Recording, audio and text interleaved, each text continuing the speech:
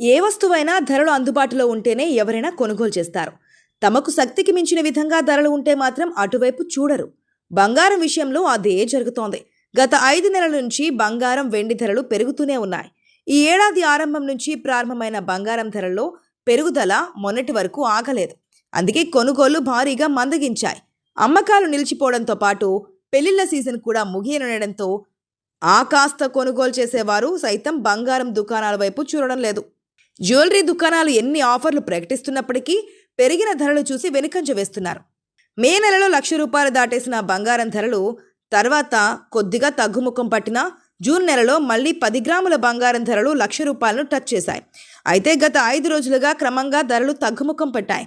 Demand తగ్గిపోవడంతో పాటు కొనుగోళ్లు దారుణంగా పడిపోవడం కూడా బంగారం ధరలు పతనం అవ్వడానికి కారణాలుగా చెబుతున్నారు.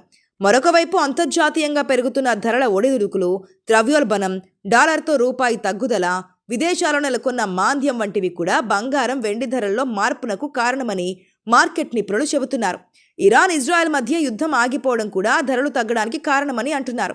అయితే మీరు క్రెడిట్ కార్డుతో బంగారం కొనడం లాభమా, నష్టమా అనేది ట్రెండింగ్గా మారింది. బంగారం కొనుగోలు కోసం మొదట్లో బులియన్ మార్కెట్లో నగదు మాత్రమే కనిపించేది.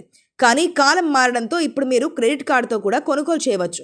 క్రెడిట్ కార్డుతో కొనడం సులభమైంది. క్రెడిట్ కార్డులతో బంగారం కొనుగోలుపై రివార్డ్ పాయింట్లు, క్యాష్ బ్యాక్ వంటి అనేక ఆకర్షణీయమైన ప్రయోజనాలు ఉన్నాయి. జోయా, తనిష్క్, రిలయన్స్ జ్యువెల్స్ వంటి ప్రసిద్ధ బ్రాండ్లు క్రెడిట్ కార్డులపై 5% క్యాష్ బ్యాక్ లేదా రివార్డ్ పాయింట్లను అందిస్తాయి. ఉదాహరణకు టైటాన్ ఎస్బీఐ క్రెడిట్ కార్డు తనిష్క్పై 3% వరకు క్యాష్ బ్యాక్, వాల్యూ బ్యాంక్ ఇతర ఎంపిక చేసిన ఆభరణాలపై, బ్రాండ్లపై 5% వరకు క్యాష్ బ్యాక్ను అందిస్తోంది. అదనంగా వర్డ్ chartered ultimate credit card, HDFC regalia gold credit card, gem కార్డులపై బంగారం లేదా నిర్వహణపై రివార్డ్ పాయింట్లను అందిస్తాయి. వీటిని భవిష్యత్తులో డిస్కౌంట్లు లేదా ఇతర ప్రయోజనాల కోసం ఉపయోగించవచ్చు. అయితే క్రెడిట్ కార్డుతో బంగారం కొనడంలో కష్టాలు కూడా లేకపోలేదు. దీనికి అతిపెద్ద ప్రతికూలత ప్రాసెసింగ్ ఫీజులు. దీనిని స్వైప్ ఫీజులు అని కూడా పిలుస్తూ ఉంటారు. ప్రతి లావాదేవీకి 3.5% లేదా అంతకంటే ఎక్కువ వసూలు చేస్తారు. రూపాయి విలువ పెరగక ముందే అదనపు రుసుముల కారణంగా ఆర్థిక భారం పెరుగుదల ఉండవచ్చు. మీరు అంతర్జాతీయ బంగారం విక్రేతల నుంచి బంగారం కొనుగోలు చేస్తే మీరు విదేశీ లావాదేవీ రుసుము కూడా చెల్లించాలి.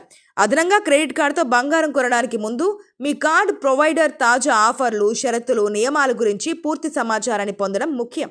క్రెడిట్ కార్డులతో బంగారం కొనుగోళ్లకు క్రెడిట్ కార్డులను ఉపయోగించడంపై కొన్ని పరిమితులున్నాయి. 2013 నుంచి ఆర్థిక సంస్థలు బ్యాంకుల నుండి బంగారం కొనుగోలు చేయడానికి ఈఎంఐ సౌకర్యం కల్పించారు.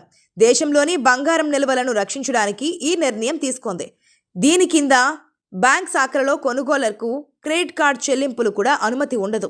ఈ నియమాలు ప్రధానంగా బంగారు నాణేలకు వర్తిస్తాయి, కానీ ఆభరణాల కొనుగోలుపై పెద్దగా ప్రభావం చూపవు. మళ్ళీ కొన్ని బ్యాంకులు ఆభరణాల కొనుగోలుకు ఈఎంఐ ఎంపికను తొలగించాయి. అందువల్ల క్రెడిట్ కార్డుతో బంగారం కొనుగోలు చేసే ముందు బ్యాంకు కొత్త విధానాలు, నియమాలు, అప్డేట్ల గురించిన సమాచారాన్ని పొందడం అవసరం. ఇక బంగారం కొనాలంటే పుష్కలంగా కాసులు కావాలి కదా. కొనుగోలు శక్తి ఉన్నవారు మాత్రమే బంగారు ఆభరణాలను కొనుగోలు చేస్తూ ఉంటారు. పెట్టుబడి పెట్టేవారు సైతం పెరుగుతున్న ధరలను చూసి వెనక్కు తగ్గుతున్నారు. ప్రస్తుతం దేశంలో బంగారం ధరలు భారీగా తగ్గాయి. వెండి ధరలు మాత్రం స్థిరంగా కొనసాగుతున్నాయి.